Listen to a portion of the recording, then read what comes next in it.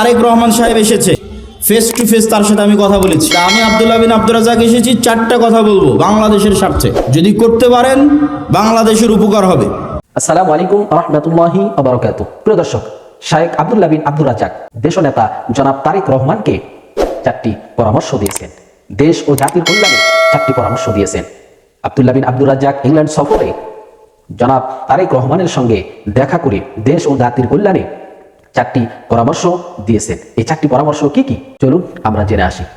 আমরা সরাসরি শায়েখ আব্দুল্লাহ বিন আব্দুর রাজ্জাকের মুখ থেকেই জেনে আসি।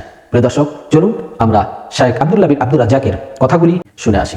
তারেক রহমান সাহেব এসেছে, 30 থেকে 40 মিনিট ফেস টু ফেস তার সাথে আমি কথা বলেছি।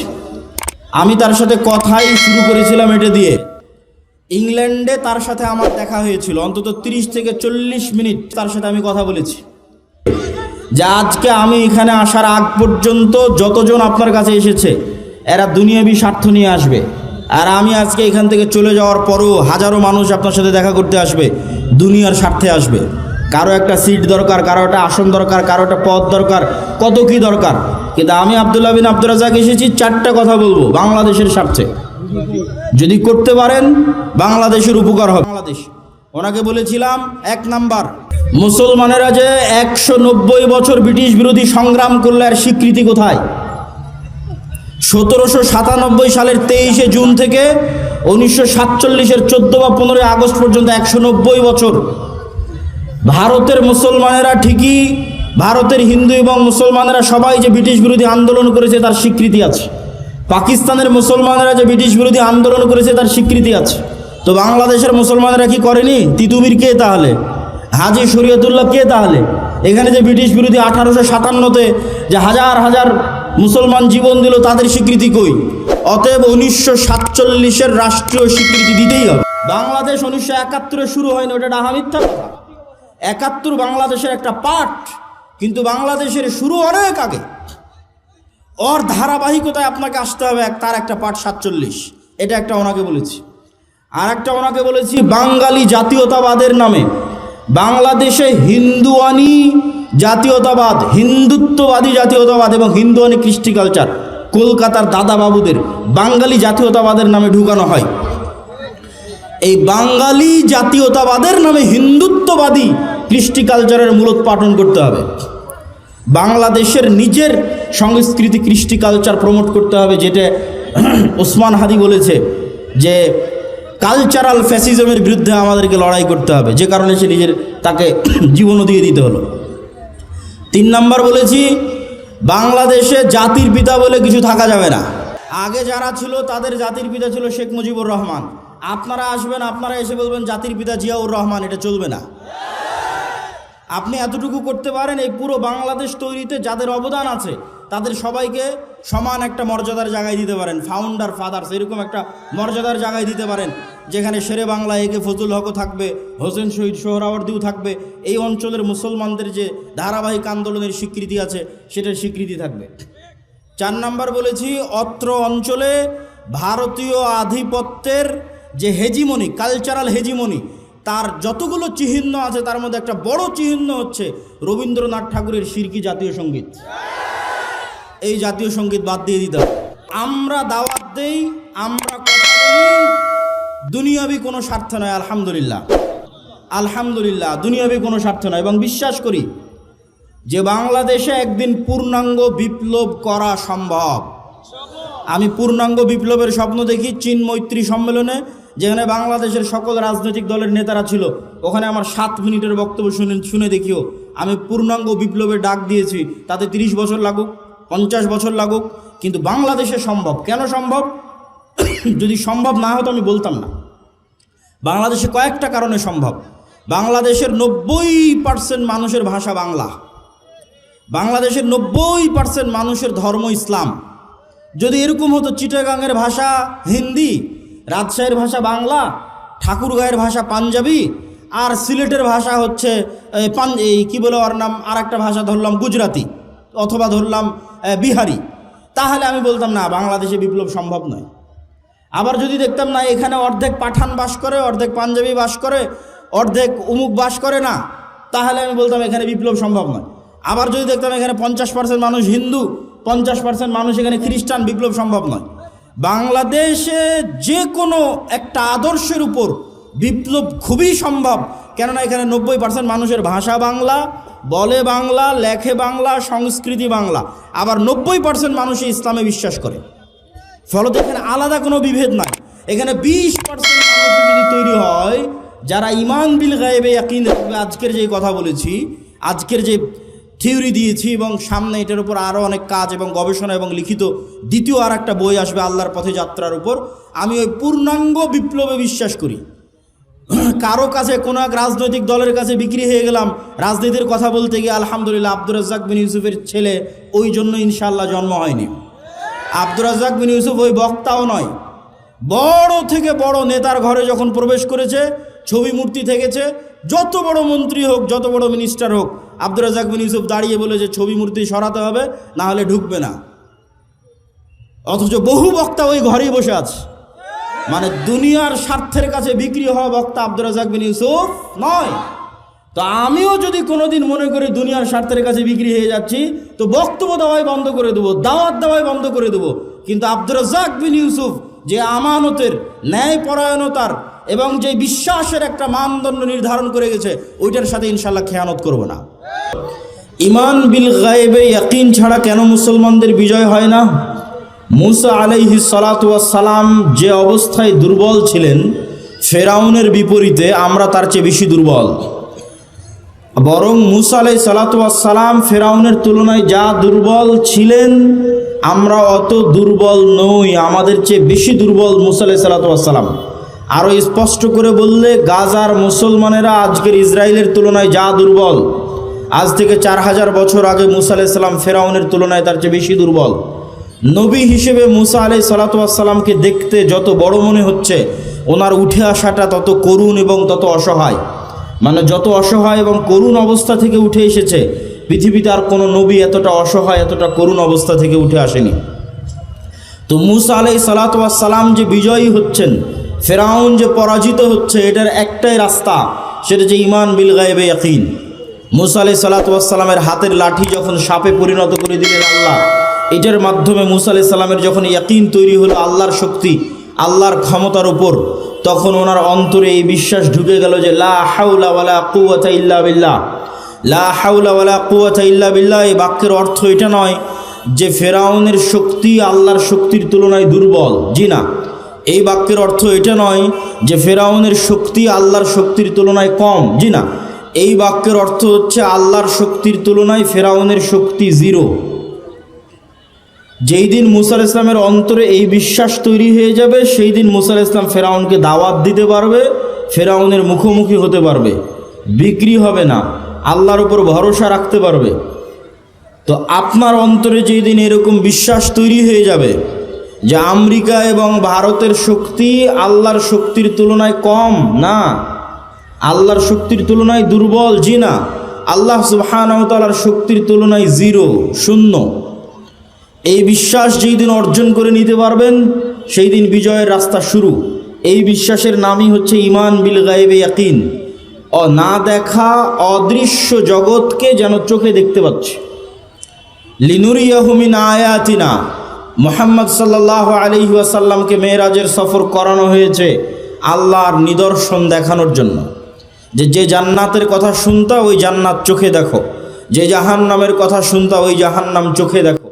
তাহলে আমরা ইমানের যে 6টা অধ্যায় পড়ি, এই 6টার ওপর যেই দিন আমাদের বিশ্বাস ইয়াকিনের পর্যায়ে চলে যাবে, যেন আমরা দেখতে পাচ্ছি, ওই দিন আমাদের মুক্তির রাস্তা শুরু আছে। পয়েন্ট নাম্বার 2, আল্লাহর সাহায্য ছাড়া ইসলাম এবং মুসলমানদের বিজয় হয় না। রাসূলুল্লাহ সাল্লাল্লাহু আলাইহি ওয়াসাল্লাম সর্বশেষ এবং সর্বশ্রেষ্ঠ নবী হওয়ার পরেও, সর্বশ্রেষ্ঠ রাসূল হওয়ার পরেও তিনি একটা যুদ্ধেও ততক্ষণ বিজয় লাভ করতে পারেননি যতক্ষণ কার সাহায্য না পেয়েছেন? আল্লাহর সাহায্য। দলিল, বদরের যুদ্ধের দিন রাসূলুল্লাহ সাল্লাল্লাহু আলাইহি ওয়াসাল্লাম বদরের যুদ্ধের আগের রাতে লম্বা সালাত আদায় করছেন। বদরের যুদ্ধের দিন তাঁবুতে খিমায় হাত উঠিয়ে দোয়া করতে করতে করতে করতে এত উঁচুতে হাত উঠিয়েছেন যে তার গায়ের চাদর খুলে পড়ে গেছে, যে চাদর গায়ে ছিল সেটা খুলে নিচে পড়ে গেছে। তার লম্বা সালাত এবং লম্বা দোয়া দেখে আবু বকর রাদিয়াল্লাহু তাআলা আনহু ক্লান্ত হয়ে, আপনি নবী হয়ে আপনি যত সালাত আদায় করছেন, আল্লাহর কাছে যত দোয়া করছেন, তো অনেক, নবীরও এত সালাত এত দোয়ার প্রয়োজন হয়? সম্মানিত উপস্থিতি, তাহলে মুহাম্মদ সাল্লাল্লাহু আলাইহি ওয়াসাল্লাম আমার এবং আপনার চেয়ে ভালো জানেন, আমার এবং আপনার চেয়ে ভালো বুঝেন যে তিনি বদরের যুদ্ধে কার সাহায্য ছাড়া জিততে পারবেন না? আল্লাহর সাহায্য ছাড়া। আবার ঠিক তিনি এটা আমার এবং আপনার চেয়ে ভালো বুঝেন যে আল্লাহর সাহায্য আসমান থেকে এমনি এমনি নামে না। আল্লাহর সাহায্য আসমান থেকে নামাতে হলে আমি মুহাম্মদ যতই সর্বশ্রেষ্ঠ নবী আর রাসূল হই, আমাকে রাতের সালাত আদায় করতে হবে। তাহলে মুহাম্মদ সাল্লাল্লাহু আলাইহি ওয়াসাল্লাম সর্বশ্রেষ্ঠ রাসূল হওয়ার পরেও আল্লাহর সাহায্য নিবেন, এই জন্য উনি রাতে সালাত আদায়ের মুখাপেক্ষী। আর আমরা মুসলমানেরা, জাদুরানির মুসলমানেরা, ঠাকুরগাঁওয়ের মুসলমানেরা ইসলাম কায়েম করে ফেলে দিব 5 ওয়াক্ত সালাত আদায় না করেই, তাকবীর দিয়ে, মিছিল মিটিং দিয়ে আর সম্মেলন দিয়ে। জি না, নবীরা যেই রাস্তায় গেছে ওটাই রাস্তা, নবীদের রাস্তায় রাস্তা, গায়েবে নির্ধারিত রোড ম্যাপ। সালাত পৃথিবীর সর্বশ্রেষ্ঠ টেকনোলজি, যা আসমান থেকে আল্লাহর সাহায্য পৃথিবীতে নেমে আনতে পারে, টেনে নিচে নামিয়ে আনতে পারে। ন্যায় পরায়ণতা এবং সত্যবাদিতা দিয়ে নেতা তৈরি হয়। মিথ্যা, ধোঁকা, দুর্নীতি, গোলামির চিহ্ন। মুসলমানদের উপর গণতান্ত্রিক সিস্টেম এবং সুদ, এই দুটো চাপিয়ে দেওয়া আছে গোলাম তৈরি করার জন্য। গোলাম তৈরির কারখানা কিভাবে তৈরি হবে? গণতান্ত্রিক রাজনীতির কৃষ্টি কালচার এত নিকৃষ্ট, এক দলের সাথে আর এক দলের জোটের আসন ভাগাভাগি তো বহু পরে।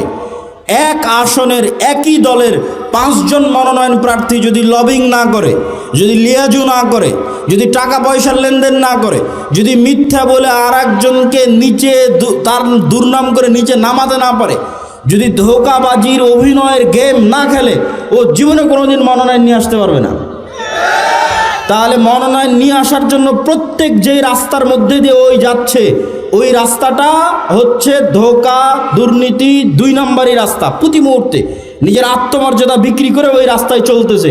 তাহলে এই রাস্তায় গিয়ে যদি 300 জন এমপিও নির্বাচিত হয়ে আসে এবং আপনাদের দৃষ্টিতে এই 300 জন নেতা হিসেবে গণ্য হয়, আল্লাহর কসম করে বলছি, আল্লাহর দৃষ্টিতে এই 300 জন গোলাম। কেননা যে কালচারের মধ্যে দিয়ে উঠে এসেছে, এটা গোলাম তৈরির কারখানা। ওকে যে এই কালচারের মধ্যে দিয়ে উঠে এসেছে, ওকে টাকা দিয়ে ভারতও কিনে নিতে পারবে, ওকে টাকা দিয়ে আমেরিকাও কিনে নিতে পারবে। আর যখনই সত্যবাদী ন্যায় পরায়ণ হবে, লবিং লিয়াজু নয়, জ্ঞান অর্জন করেছে, জ্ঞানকে বিক্রি করবে না, শতভাগ সত্য বলবে, শতভাগ ন্যায় প্রতিষ্ঠা করবে, এরকম একটা নেতাও যদি বের হয়ে আসে, তাহলে ওকে ওই যে ওসমান হাদির মধ্যে উড়িয়ে দিবে। এই নেতাকে ভয় পায় পৃথিবী, ভয় পায় দুনিয়া, ভয় পায়। তবে ওই নেতা হওয়া যাবে, 2টা শর্ত দিয়েছি। জ্ঞান অর্জন করতে হবে প্রচুর, এবং এই জ্ঞানকে বিক্রি করা যাবে না, শতভাগ আমানতদার, শতভাগ ন্যায়পরায়ণ হতে হবে। ন্যায় প্রতিষ্ঠা করাই 80% ইসলাম প্রতিষ্ঠা করা। ন্যায় প্রতিষ্ঠা করাই 80% ইসলাম প্রতিষ্ঠা করা। সালাতও ইসলাম, হজও ইসলাম, পর্দাও ইসলাম, অবশ্যই জরুরি। কিন্তু কল্পনা করেন এই জাদুরানির সব মানুষ সালাত আদায় করে, সব মহিলা মানুষ বোরখা পরে, কিন্তু এই জাদুরানির ওই নামাজি, ওই আল্লাহওয়ালা, ওই হাজি, ওই ওমরাকারী ব্যক্তিটা তার ওই পর্দাশীলা বোনকে বাপের সম্পত্তিতে ন্যায়ের সাথে ভাগ দেয়নি, তো কিসের হাজি? ও তো মুনাফিক। ন্যায়ের মানদণ্ডে যে টিকবে না, সে প্রকৃত মুমিন নয়, সে মুনাফিক। বাহ্যিক ইসলাম দিয়ে সে ধোঁকা দিচ্ছে, আল্লাহকে ধোঁকা দিতে চাচ্ছে, মানুষকে ধোঁকা দিতে চাচ্ছে, নিজেকে ধোঁকা দিচ্ছে। প্রকৃত ঈমান কোনটা? লা ঈমান লিমান লা আমানাতা লাহু। যে কালবে একবার ঈমান ঢুকে গেছে, আল্লাহর বিশ্বাস ঢুকে গেছে, ওই কালবে ধোঁকা ঢুকতে পারে না, ওই কালবে আমানতের খেয়ানত ঢুকতে পারে না। তাহলে সে যে আমানতের খেয়ানত করছে, ওসি, ডিসি, এসপি, মন্ত্রী, মিনিস্টার, এসিল্যান্ড, সাব রেজিস্ট্রার, আলেম ওলামা, মসজিদ, মাদ্রাসা কমিটি সভাপতি, রাজনৈতিক দলের নেতা, যে যে যার জায়গায় দায়িত্বে আছে, আমানতের যে খেয়ানত করছে, তাদের ঠিকই সালাত আদায় করে, ঠিকই হজ করে, ওমরা করে, এরা হচ্ছে মুনাফিক। এই জন্য সত্যবাদিতা, ন্যায় পরায়ণতার মানদণ্ডে উত্তীর্ণ না হলে নেতা হতে পারবে। আমি আব্দুল্লাহ বিন আব্দুর রাজ্জাক এসেছি চারটা কথা বলবো বাংলাদেশের স্বার্থে, যদি করতে পারেন বাংলাদেশের উপকার হবে। প্রিয় দর্শক, এতক্ষণ আমরা শুনছিলাম বাংলাদেশের বিজ্ঞ একজন আলেম শায়েখ আব্দুল্লাহ বিন আব্দুর রাজ্জাক দেশনেতা জনাব তারেক রহমানকে কয়েকটি পরামর্শ দিয়েছেন। আব্দুল্লাহ বিন আব্দুর রাজ্জাক তিনি লন্ডন সফরে গিয়ে দেশনেতা জনাব তারেক রহমানের সঙ্গে সাক্ষাৎ করে দেশ ও জাতির কল্যাণের জন্য এই 4টি পরামর্শ দিয়েছেন। প্রিয় দর্শক, আমরা দোয়া করি যে সামনে বাংলাদেশের ক্ষমতা আল্লাহ তাআলা যদি দেশনেতা জনাব তারেক রহমানকে আল্লাহ তাআলা দান করেন, আমাদের বিশ্বাস, আমরা আশাবাদী যে দেশনেতা জনাব তারেক রহমান কোরআন ও হাদিস অনুযায়ী দেশ ও জাতির কল্যাণে অবশ্যই কাজ করবেন। আমরা আশাবাদী যে জনাব তারেক রহমান যে কথাগুলি বলেছেন দেশে আসার পরেই, যে আমরা মদিনার সনতে রসুলের হাদিস অনুযায়ী, আল্লাহ তাআলার কোরআন অনুযায়ী আমরা দেশ চালাবো ইনশাআল্লাহ। আমরা সেটাই চাই, আমরা সেটাই আশাবাদী যে দেশনেতা জনাব তারেক রহমান যেন কোরআন ও হাদিস অনুযায়ী দেশ ও জাতির কল্যাণে কাজ করতে পারেন। আমরা সে দোয়াই আল্লাহ তাআলার কাছে করি যে জনাব তারেক রহমান অত্যন্ত ভালো একজন মানুষ, আমরা এটা জানি। এদেশে তার মা বাবা এবং তার অনেক অবদান রয়েছে। আমরা সকলেই আব্দুল্লাহ বিন আব্দুর রাজ্জাকের জন্য দোয়া করব, আল্লাহ তাআলা তাকেও যেন দ্বীনের খেদমতে, জাতির কল্যাণে কাজ করার সুযোগ দান করেন এবং কবুল করেন। প্রিয় দর্শক, আমরা এখানে শেখ আব্দুল্লাহ বিন আব্দুর রাজ্জাকের কথাগুলি শুনলাম। আমরা কোরআন হাদিস অনুযায়ী চলবো এবং মানব ইনশাআল্লাহ। প্রিয় দর্শক, সর্বোপরি আল্লাহ তাআলার কাছে দোয়া করব, আল্লাহ তাআলা আমাদের সবাইকে যেন কোরআন সুন্নাহর সহিহ পথে আমাদেরকে যেন আল্লাহ তাআলা পরিচালিত করেন। প্রিয় দর্শক, সকলে ভালো থাকবেন, সুস্থ থাকবেন। আসসালামু আলাইকুম ওয়া রাহমাতুল্লাহি ওয়া বারাকাতুহু।